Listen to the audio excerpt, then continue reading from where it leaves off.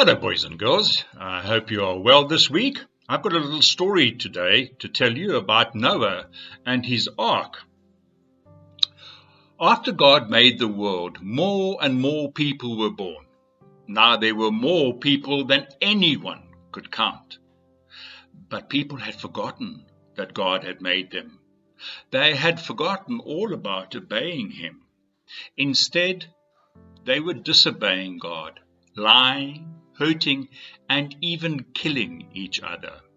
They didn't care what God wanted, and that made God very, very sad. But in all that meanness and disobeying, one person did love and obey God. His name was Noah. Now, when God decided to put an end to the terrible things going on in the world, He decided to do it with a flood. So God told Noah, I'm going to send a lot of rain, and I mean a lot of rain. It will rain until the whole earth is covered with water. But I want you to build a big boat, an ark. You and your family and all the creatures I have made will be safe there. And so God told Noah exactly how to build the ark, what kind of wood to use, and how big to make it. It was going to be big, very, very big. In fact, it was as long as 1.5 rugby fields. Noah obeyed. He chopped down trees, he sawed and nailed. It was a big job. Noah and his family worked many, many years to build the ark. After it was built, Noah painted it inside and outside with tar to keep it from leaking. One day God said, Now Noah, take your family into the ark and take every kind of animal and bird with you, 2 of some and 7 of others. Again, Noah obeyed. He loaded food for his family and for all those animals in the ark. Then God sent the animals to Noah.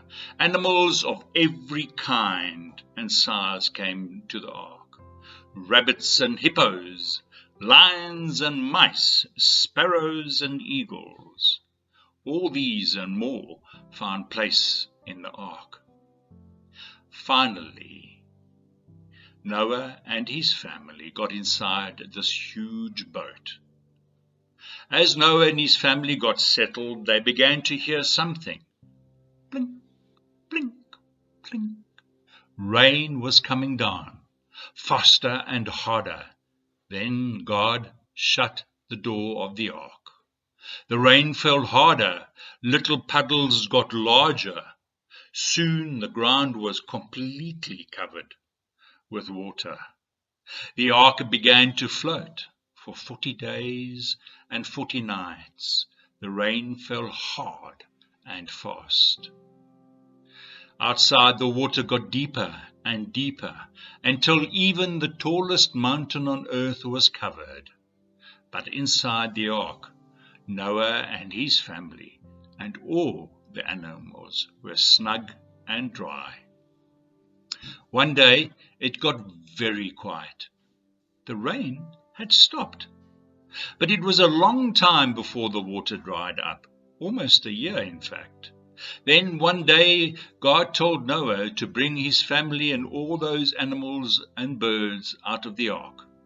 What an exciting day that must have been. At least Noah and his family and all those creatures could run and stretch their legs and leap in sunshine.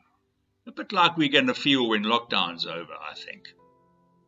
The first thing Noah did was thank God for keeping him and his family safe. God was glad that Noah remembered to thank him. God promised, I will never, ever again destroy the whole earth with a flood. Then, to remind everyone of his promise, God put a beautiful rainbow in the sky. And even today, whenever we see a rainbow, we remember that God promised never again to cover the whole earth with water.